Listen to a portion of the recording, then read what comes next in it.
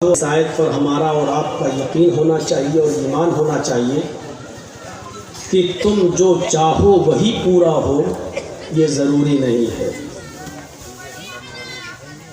جب تک کہ اللہ نہ چاہے۔ قرآن کریم کے بچے شور کیوں کر رہے ہیں؟ ان کو تھوڑا خاموش کرائیے۔ آج تو اتنا لوگ بھی نہیں ہیں، بچوں کی کو پر تھوڑا سا نگرانی کیجیے۔ تو جو تم چاہو ضروری نہیں کہ وہ پورا ہو جب تک کہ اللہ نہ چاہے۔ کتنے مسائل ایسے ہیں جو انسان کے چاہنے پر نہیں ہوتے ہیں۔ ایک لڑکے کی شادی ہوتی ہے، بیوی گھر پہ آتی ہے، حمل ٹھہرتا ہے، امید ہوتی ہے کہ ولادت ہوگی، شوہر بھی چاہتا ہے کہ بیٹا ہو، بیوی بھی چاہتی ہے کہ بیٹی ہو، بیٹا ہو، لیکن نہ شوہر کی چلتی نہ بیوی کی چلتی، اللہ کی مرضی میں ہے کہ بیٹی۔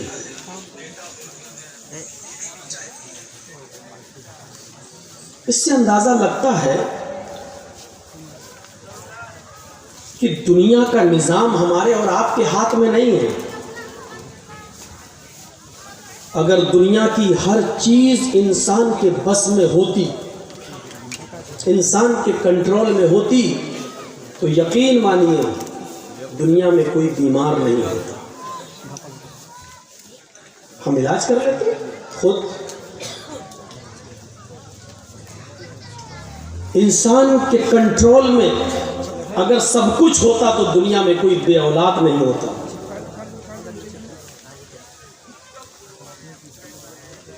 اس دنیا میں بہت سے انسان بے اولاد ہیں، اس دنیا میں بہت سے انسان بیمار ہیں، اس دنیا میں بہت سے انسان اپنی موت اور زندگی کی کشمکش میں لڑ رہے ہیں۔ کوئی کینسر سے لڑ رہا ہے،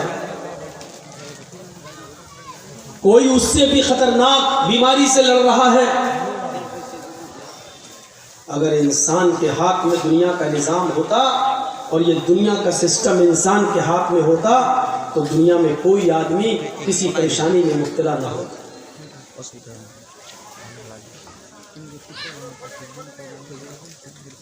یہ سب کا سسٹم کسی اور کے ہاتھ میں ہے، اور جس کے ہاتھ میں ہے اسی کو ہم سپر پاور کہتے ہیں۔ جس کے ہاتھ میں ہے اسی کو ہم اللہ کے نام سے یاد کرتے ہیں۔ ہم صرف کوشش کر سکتے ہیں، ہم صرف دعا کر سکتے ہیں، لیکن ضروری نہیں کہ ہماری کوشش سے ہمیں وہی مل جائے جس کی ہم نے کوشش کی۔ ضروری نہیں کہ ہم نے جو دعا مانگی وہ فوراً قبول ہو جائے۔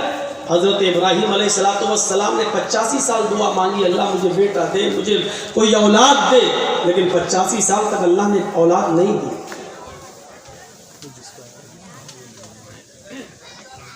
بارش ہونا تھی، ہو گئی، ہمارے ہاتھ میں نہیں ہے۔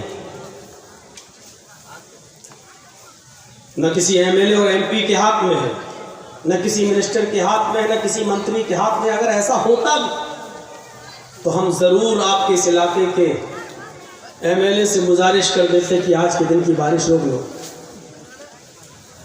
آپ کے علاقے کے ایم پی سے ہم گزارش کرتے کہ بھائی 2 گھنٹہ جلسہ ہو جانے دو، اس کے بعد میں پھر بارش برسوا دینا۔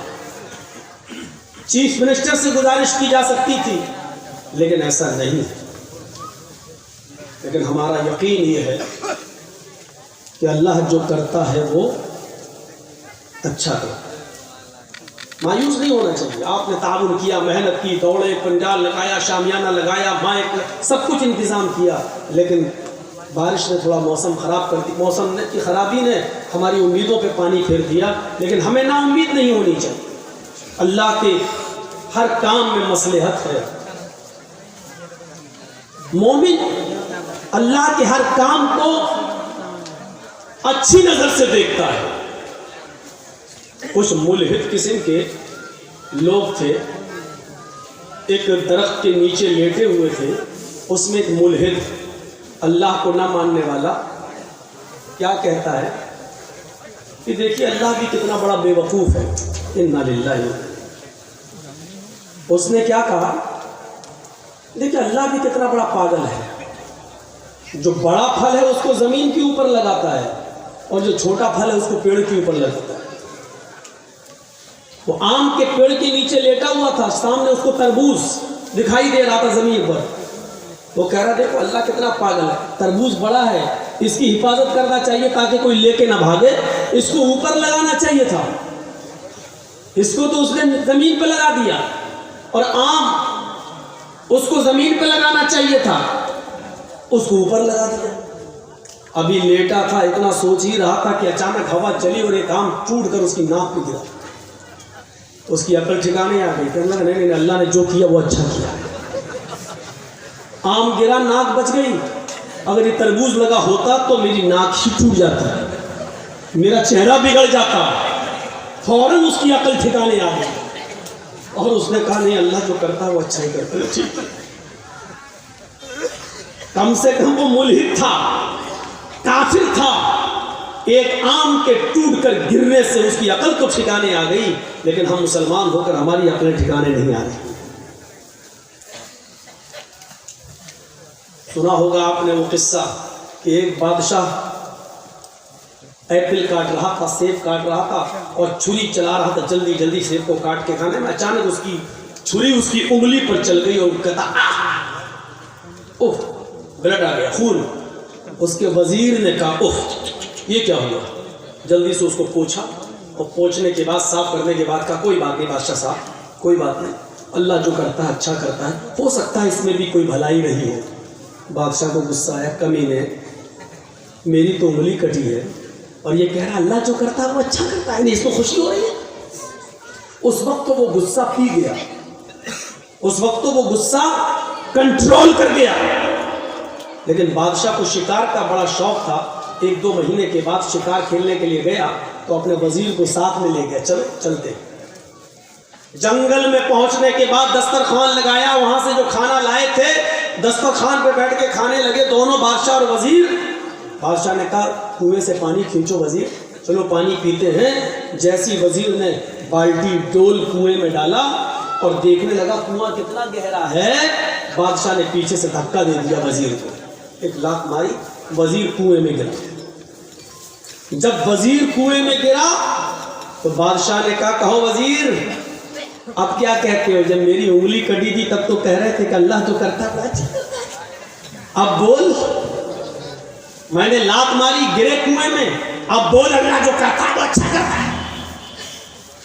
وزیر نے کہا کہ میرا ایمان تو اللہ کے اوپر ہے، اس میں بھی اللہ کی کوئی مصلحت ہوگی، اللہ جو کرتا ہے وہ اچھا ہی کرتا ہے، اچھا ہوا کہ کنویں میں زیادہ پانی نہیں ہے۔ بادشاہ کو غصہ آیا، کمینہ میں تو سوچ رہا تھا کہے گا بچا لو بھائی نکال لو، لیکن یہ کہہ رہا اس میں بھی کوئی اللہ کی خوبی ہوگی، بھلائی ہوگی۔